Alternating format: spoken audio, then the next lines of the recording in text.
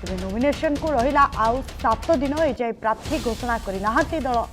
प्रथम पर्याय लगे 18 आसव विज्ञप्ति 25 सर प्रार्थीपत्र दाखल किंतु एजाए दल अनेक विधानसभा सीट्रे कार्ड खोलना।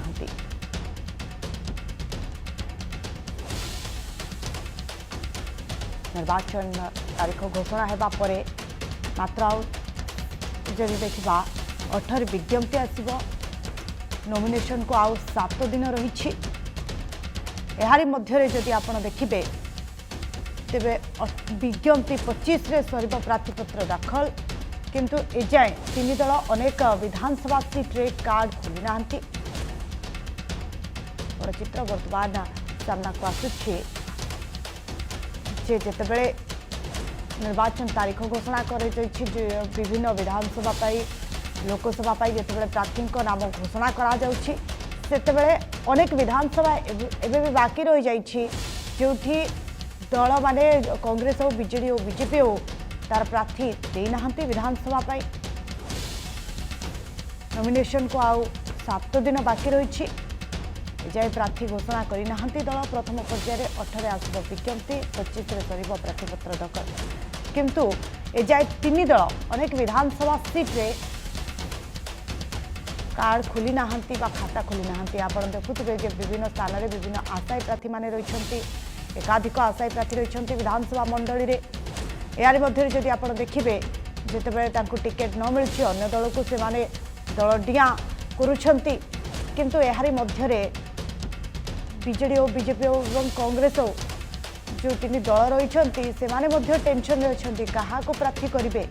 कारण जो भाव में असंतुष्ट प्रार्थी बाहर से दल किपरि बुझाइब एवं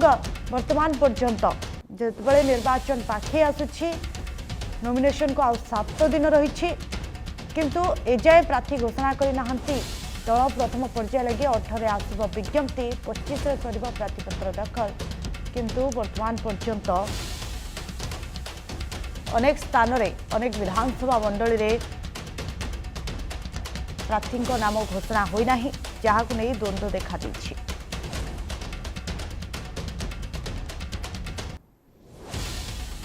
द्वंद्व रही प्रार्थी माने सेमानकु टिकेट मिलिबो कि नहीं आशायी प्रार्थी माने जो माने रही विधानसभा निर्वाचन मंडल से द्वंद्व रही दल तांको टिकेट देबो कि नहीं एहारी मध्य जदि देखिबा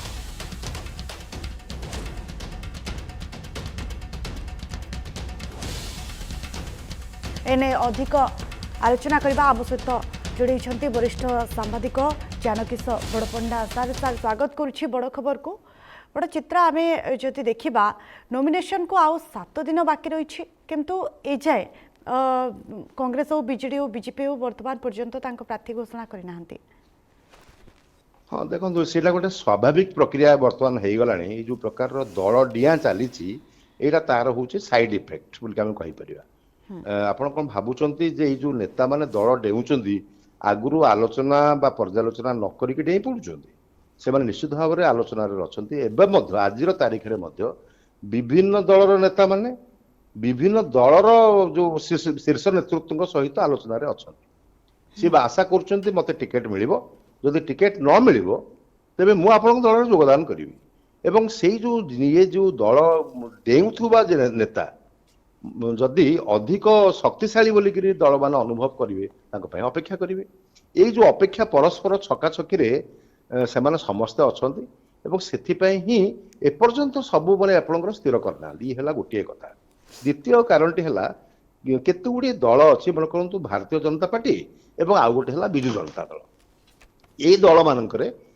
प्लेंटी अच्छी माने प्राचुर्य अच्छे नेता मानकर आंकर ये दल मानक ही अन्य मान कांग्रेस को जीवे हेरी किंबा परस्पर दल भितर बदल बदल है अनेक समय जो आशायी मान संख्या एत मात्रा अधिक हो जाइए एवं से जणु आशायी को जदि संतुष्ट करा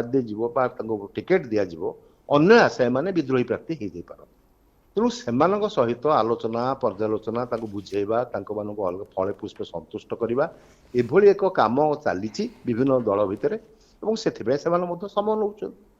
आउ गोटे कारण हूँ से समय टिकेट बंटन करदे जितेबले कि प्रार्थी मान पाखे विद्रोह करने समय नथु ହଁ ସେମାନେ ସ୍ୱାଧୀନ ପ୍ରାର୍ଥୀ ଭାବରେ ଠିଆ ହେଲେ ମଧ୍ୟ ଆପଣ ସେମାନେ ଜାଣିଛନ୍ତି ବର୍ତ୍ତମାନ ଜଣେ ଯୋଉଭଳି ଭାବରେ ଖର୍ଚ୍ଚ ବହୁଳ ନିର୍ବାଚନ ବ୍ୟବସ୍ଥା ସେଥିରେ ଜଣେ ସ୍ୱାଧୀନ ପ୍ରାର୍ଥୀ ଭାବରେ ଠିଆ ହେଲେ ହୁଏତ କେବେ ହେଲେ ଜିଣି ପାରିବ ନାହିଁ। ହଁ ଏହା ହେଇପାରେ ତାଙ୍କ ଦଳର କିଛି କ୍ଷତି କରିପାରେ। ବଡ କଥା ଆହୁରି ସବୁଠାରୁ ବଡ କଥା ହେଲା ମେଣ୍ଟ ଚର୍ଚ୍ଚା ସିନା ଥମିଗଲା ବର୍ତ୍ତମାନ ଆପଣଙ୍କର ନିର୍ବାଚନ ପୂର୍ବରୁ ଯୋଉ ପ୍ରାକ୍ ନିର୍ବାଚନୀ ମେଣ୍ଟ ସିନା ହେଲା ନାହିଁ ବିଜୁ ଜନତା ଦଳ ଏବଂ ଭାରତୀୟ ଜନତା ଦଳ ମଧ୍ୟରେ ଆଶଙ୍କା କରାଯାଉଛି ବା ସନ୍ଦେହ କରାଯାଉଛି ଯେ ହୁଏତ ନିର୍ବାଚନ ପରେ ମଧ୍ୟ ଦୁଇ ଦଳ ଭିତରେ ମେଣ୍ଟ ହେଇପାରେ। ଏଇଥିପାଇଁ ସେମାନେ ମଧ୍ୟ ଏତେଟା ମାନେ ଗମ୍ଭୀର ଭାବରେ ସେମାନେ ଗ୍ରହଣ କରୁନାହାନ୍ତି ପ୍ରାର୍ଥୀ ଦେବା ପାଇଁ। ସେମାନେ ଜାଣିଛନ୍ତି ଯେ ଏଥିରେ କେବଳ ସେମାନେ ଜଗୁଛନ୍ତି ଯେ ଯଦି ଭାରତୀୟ ଜନତା ପାର୍ଟି ଏଥରକ ଯେଭଳି ଭାବରେ ଅଧିକ ଶକ୍ତିଶାଳୀ ହବା ପାଇଁ ଚେଷ୍ଟା କରୁଛି ବା ତାଙ୍କର ଶୁଣା ଯାଉଛି ବା ଯେମିତି ଭାବରେ ପ୍ରଶାନ୍ତ କିଶୋର ବି ମନେ କରନ୍ତୁ କହିଛନ୍ତି କିଛି ସର୍ଭେ ରିପୋର୍ଟରୁ ଆସିଛି ଯେ ଏଥରକ ଭାରତୀୟ ଜନତା ପାର୍ଟି ବହୁତ ଭଲ କରିବ। ଯଦି ବହୁତ ଭଲ କରିବ ତେବେ ଓଡ଼ିଶାର ମୁଖ୍ୟମନ୍ତ୍ରୀ କିଏ ସେ ହବ ବିଜୁ ଭାରତୀୟ ଜନତା ପାର୍ଟିର ହେଇଯିବ। ଯଦି ବିଜୁ ଜନତା ଦଳ ଯଦି ବେଶୀ ଭଲ କରିବ ତା ଅପେକ୍ଷା ତାଙ୍କର ମୁଖ୍ୟମନ୍ତ୍ରୀ ନବୀନ ବାବୁ ହେବେ। ତେଣୁକରି ସେମାନେ ଭାବୁଛନ୍ତି ପ୍ରତ୍ୟେକ ଦଳ ଯେ ଆମ ଦଳ କେମିତି ଭାବରେ ଅଧିକ ପାଇବା ପାଇଁ। ଏକଥା କହିଲା ଭିତରେ ମଧ୍ୟ ସେମାନେ ଜାଣିଛନ୍ତି ଭଲ ଭାବରେ ଯେ ନିର୍ବାଚନ ପରେ ତାଙ୍କ ଭିତରେ ମେଣ୍ଟ ହବ। ତେଣୁ ଏଇ ଯୋଉ ମେଣ୍ଟ ହବା ପାଇଁ ଯୋଉ ସମ୍ଭାବନା ଅଛି ସେଇ ଦୃଷ୍ଟିରୁ ବଡ ବଡ ତାଙ୍କର ଯୋଉ ଶୀର୍ଷସ୍ଥାନୀୟ ନେତୃତ୍ୱ ଯୋଉମାନେ ଟିକେଟ ବଣ୍ଟନ କରୁଛନ୍ତି ସେମାନେ ବିଭିନ୍ନ ପ୍ରକାରର ନାଟକବାଜି କରୁଛନ୍ତି ଏବଂ ନିଜର ପ୍ରାର୍ଥୀମାନଙ୍କୁ ମଧ୍ୟ ସେମାନେ ଏମିତି ଭାବରେ ଦଉଛନ୍ତି ଯେମିତିକି ସେମାନେ ସନ୍ତୁଷ୍ଟ ହେବେ ଏବଂ ଅନ୍ୟ ଦଳ ଅନ୍ୟାନ୍ୟ ବିଦ୍ରୋହୀ ପ୍ରାର୍ଥୀମାନଙ୍କୁ ମଧ୍ୟ ଫଳପୁଷ୍ପ ସେମାନେ ସନ୍ତୁଷ୍ଟ କରିପାରିବେ କିମ୍ବା ତାଙ୍କୁ ଦାବି ଦେଇପାରିବେ। ଏଇ ଯୋଉ ଗଣିତ କଥା ମୁଁ କହିଲି ଆପଣଙ୍କୁ 4-5ଟି ଗଣିତ ସେ ଗଣିତ ସେମାନଙ୍କ ପାଖରୁ ଯେତେବେଳେ ଖବର ଆସିବ ନିର୍ବାଚନ ମଣ୍ଡଳୀ ମାନଙ୍କରୁ ଯେ ହଁ ଆପଣ ବର୍ତ୍ତମାନ ତାଙ୍କୁ ଟିକେଟ ଦେଲେ କିଛି ଅସୁବିଧା ନାହିଁ ପର୍ଯ୍ୟବେକ୍ଷକ ମାନେ ବି କହିବେ ଯେ ହଁ ଆମ ଦଳ ଭିତରେ ଆଉ କିଛି ଗୋଳମାଳିଆ ନାହିଁ ତାଙ୍କୁ ଟିକେଟ ଯାହାଙ୍କୁ ଆପଣ ସ୍ଥିର କରିଛନ୍ତି ତାଙ୍କୁ ଟିକେଟ ଦେଲେ ଆଉ କିଛି ବିଦ୍ରୋହ ହବ ନାହିଁ ତାଙ୍କୁ ଟିକେଟ ସାଙ୍ଗେ ସାଙ୍ଗେ ଆଲୋଚନା ହେଇଯିବ। ସେଇଥିଲାଗି 5 ଜଣ 6 ଜଣର ଗୋଟେ ତାଲିକା ହେଇକିରି ବାହାରୁଛି ଯୋଉଠୁ ଖବର ମିଳିଯାଉଛି ସେଇଠୁ ଆସୁଛି ଏବଂ ଏଇ ପ୍ରକ୍ରିୟାରେ ଅନେକ ଆଶାୟୀ ଅଛନ୍ତି ଏବଂ ସେ ଆଶାୟୀ ମାନେ କ୍ରମଶଃ ମନେ ମନେ ସ୍ଥିର କରିନେବେ ଯେ ଛାଡ଼ନ୍ତୁ ଏଥରକ ଆମ ଭାଗ୍ୟରେ ନାହିଁ ଆଉ ଟିକେଟ ଠିଆ ହେବନି ତେଣୁ ତାଙ୍କ ଭିତରେ ବିଦ୍ରୋହ କରିବାର ଆଶା ମଧ୍ୟ ମଉଳିଛି। ଏଇଟା ମଧ୍ୟ ଆଉ ଗୋଟେ କାରଣ ହେଇଥାଇପାରେ। ତେବେ ଯାହା ହଉ ଏଗୁଡିକ କେବେ ହେଲେ ଗଣତନ୍ତ୍ର ପାଇଁ ଭଲ ନୁହଁ। ଆପଣ ଦେଖନ୍ତୁ କିଛି ଦିନ ଏବେ ସିନା ବର୍ଷା ହେଇକିରି ଟିକେ ପାଗଟା ଥଣ୍ଡା ହେଇଯାଇଛି କିନ୍ତୁ ଅଧିକ ଗ୍ରୀଷ୍ମ ଏ ବର୍ଷ ହବାର ଅଛି ଏବଂ ଏଇ ଯୋଉ ଗ୍ରୀଷ୍ମ କାଳରେ ପ୍ରାର୍ଥୀମାନେ ଦୁଆର ଦୁଆର ବୁଲିକିରି ଭୋଟ ଭିକ୍ଷା କରିବେ ଏବଂ ଲୋକମାନଙ୍କୁ ସଭାକୁ ଡାକିବେ ତାଙ୍କୁ ସହିତ ମାନେ ଭାଷଣ ଦେବେ ଏଇଟା ତାଙ୍କ ପାଇଁ କଷ୍ଟକର କେବଳ ହବନି ବାସ୍ତବରେ ଯୋଉ ଗଣତନ୍ତ୍ରର ଯୋଉ ମହାନ ପର୍ବ ହଉଛି ନିର୍ବାଚନ ସେ ନିର୍ବାଚନରେ ବିଭିନ୍ନର ଆମର ଜନସାଧାରଣ ବିଶେଷ କରିକି ନୂଆ ଯୁବ ଭୋଟର ଯୋଉମାନେ କି ନୂଆ କରି ପ୍ରଥମ ଥର ପାଇଁକି ସେମାନେ ଭୋଟର ତାଲିକାରେ ତାଙ୍କ ନାଁ ଦରଜ ହେଇଛି ସେମାନଙ୍କ ପାଖରେ ଯୋଉ ଗଣତାନ୍ତ୍ରିକ ଶିକ୍ଷା ମିଳିବା କଥା ଏବଂ ସେମାନେ ଯେଭଳି ଭାବରେ ପ୍ରଶିକ୍ଷିତ ହବା କଥା ଆଗାମୀ ଦିନରେ ପୁଣି ସୁନାଗରିକ ହେଇକିରି ଭୋଟ ଦାନକୁ ଏକ ପବିତ୍ର କର୍ତ୍ତବ୍ୟ ମନେ କରିବା ଉପଯୁକ୍ତ ପ୍ରାର୍ଥୀଙ୍କୁ ଭୋଟ ଦେବା ପାଇଁକି ସେଥିରେ ବାଧକ ହବ କାରଣ ସେମାନଙ୍କ ଏଇଥିପାଇଁ ଯେ ଯଥେଷ୍ଟ ସମୟ ମଧ୍ୟ ସେମାନଙ୍କୁ ମିଳିବା ଦରକାର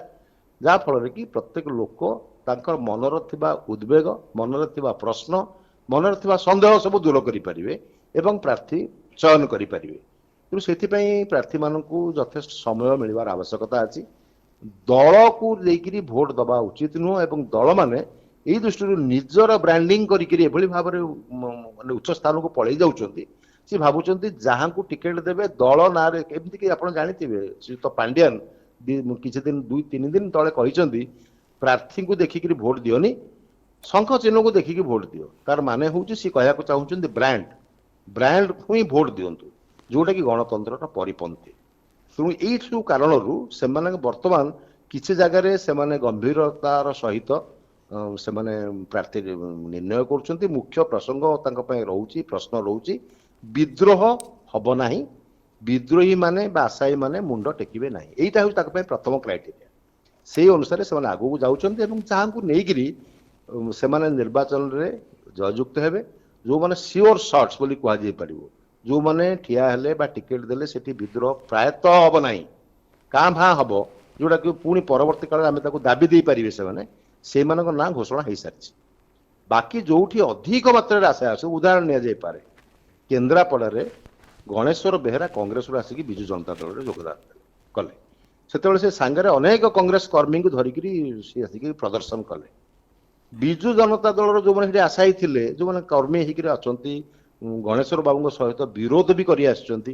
ସେମାନେ ବର୍ତ୍ତମାନ ହତୋତ୍ସାହିତ। ସେମାନେ ବର୍ତ୍ତମାନ ଆନ୍ଦୋଳନ କରିବେ, ସେମାନେ ବିଭିନ୍ନ ସମୟରେ ସଭା ସମିତି କରି ବିଦ୍ରୋହ ଦେଖାଉଛନ୍ତି। ଏଇ ଯୋଉ ପ୍ରତିବାଦ ଚାଲିଛି, ହଠାତ୍ କିନା ଯଦି ଗଣେଶ୍ୱର ବାବୁଙ୍କୁ ସେମାନେ ଟିକେଟ ଦେଇ ଦିଅନ୍ତି ବା କାହାକୁ ଦେଇ ଦିଅନ୍ତି, ସେମାନଙ୍କ ମନରେ ବିଦ୍ରୋହ ହବ। କିଛି ଦିନ ପରେ ତାଙ୍କୁ ବୁଝାସୁଝା କରିକି ତାଙ୍କୁ ଯଦି ଶାନ୍ତ କରିଦିଆଯାଇ ପାରିବ, ତେବେ ଗଣେଶ୍ୱରଙ୍କ ନାଁକୁ ଡିକ୍ଲେୟାର କରିଦେଲେ, ଗଣେଶ୍ୱର ବାବୁ ଜଣେ ଭଲ ନେତା, ପୂର୍ବତନ ମନ୍ତ୍ରୀ ଏବଂ ସେ ଜଣେ ଆଦରଣୀୟ, ସେ ଅଞ୍ଚଳର ଭଲ ଜଣେ ଇଣ୍ଟେଲେକ୍ଚୁଆଲ ହିସାବରେ ତାଙ୍କୁ ମଧ୍ୟ ନାଁ ଅଛି। ତାଙ୍କୁ ଯଦି ଦିଆଯିବ, ସେମାନେ ସେ ଖୁସି ହେବେ। ଅନେକ ସମୟରେ ଆମଦାନୀ କରା ନେତା କେବଳ ଅଲଗା ଦଳରୁ ନୁହଁ,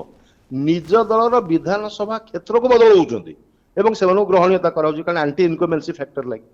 ଏଇ ସବୁ ପାଇଁ ବିଭିନ୍ନ ସମୟରେ ବିଭିନ୍ନ ଜାଗାରେ ବିଭିନ୍ନ ଲୋକମାନେ ଅଶାନ୍ତ ହଉଛନ୍ତି, ତାଙ୍କ ଦଳର କର୍ମୀମାନେ। ତେଣୁ ସେମାନଙ୍କୁ ସନ୍ତୁଷ୍ଟ କରିବା ପାଇଁ କରୁଛନ୍ତି ଏବଂ ଆଗାମୀ ନିର୍ବାଚନରେ ଏଇ ଯୋଉ ଦଳ ବଦଳି ଯୋଉମାନେ ଅଛନ୍ତି ତାଙ୍କ ବିରୁଦ୍ଧରେ ବିଦ୍ରୋହ, ବିକ୍ଷୋଭ, ଅଶାନ୍ତ ପରିସ୍ଥିତି ଯୋଉ ରହିବ, ତାହା ମଧ୍ୟ କିଛି କିଛି ନିର୍ଣ୍ଣାୟକ ଭୂମିକା ନେଇପାରେ ଏବଂ ଆଶ୍ଚର୍ଯ୍ୟଜନକ ପରିଣାମ ମଧ୍ୟ ମିଳିପାରେ। ତେବେ ଯାହା ହଉ, ନେତୃତ୍ୱ ମାନଙ୍କ ପାଇଁ କି ଏଇଗୁଡ଼ିକ ହଉଛି ପ୍ରଶ୍ନ ଏବଂ ସେଇ ପ୍ରଶ୍ନର ଉତ୍ତର ସେମାନେ ଖୋଜିବା ପାଇଁ ବିଳମ୍ବ ହଉଥିବାରୁ ପ୍ରାର୍ଥୀ ଚୟନରେ ବିଳମ୍ବ ହଉଛି ବୋଲି ମୋର ଯାହା ଧାରଣା। किंतु सार आम जदि देखा जो मानक प्रार्थी एकाधिक आशायी प्रार्थी रही गोटे गोटे विधानसभा निर्वाचन मंडल में जितेबाला हठात क्या प्रार्थी करते शेष मुहूर्त जितेबाला विद्रोह देखा प्रचार प्रसार कथा जदि कह निर्वाचन पाखे आसला यार मध्य प्रचार प्रसार जो प्रार्थी को टिकेट दिज्व जितेबाला प्रचार प्रसार करेंगे हठात जिते प्रचार प्रसार करेंगे समय कम थी लोके केते ग्रहण करेंगे ना से कहूले ना आपको टे आगु अनेक समय मैंने कहते जे प्रार्थी बड़ नुह बर्तमान हूँ दल बड़ तेणु दलर जो लोगो अच्छी से कहते शंख चिन्ह हो कि पद्म चिन्ह हो को देखिक भोट दिंतु नरेंद्र मोदी को भोट देवे कि नवीन बाबू को भोट देवे सेटा को बर्तमान को से लोकों पाखे से भाव में जाऊँ जोटा कि गणतंत्र परिपंथी यही जो प्रकार नेतृत्व माने यही जो मानसिकतार जाऊँगी से लोकों पाखे केवल गोटे कथा कहे जे नवीन बाबू एवं शंख चिन्ह को भोट दिंतु प्रार्थी किए से आप देखु ना बर्तमान से कथा भी कहे से ये देख तुम जो मैंने विद्रोह कर क्या फोटो मारी कांथरे पोस्टर नवीन बाबू पोस्टर मारी तेणु नवीन बाबू को तो ये आम तो प्रार्थी देते भोट दिंतु बर्तमान प्रार्थी बड़ नुह दल बड़ जो